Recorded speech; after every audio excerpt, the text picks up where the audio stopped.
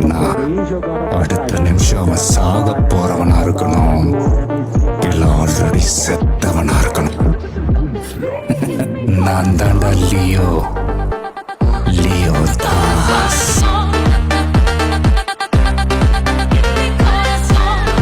ஒரு புல்லட் கூட மிஸ்ஃபயர் ஆகல. முன்ன பின்ன துப்பாக்கியை பயன்படுத்தாத ஒருத்தரால ஸ்பிளிட் செகண்ட்ல எப்படி 5 முறை தொடர்ந்து சுட முடிஞ்சது?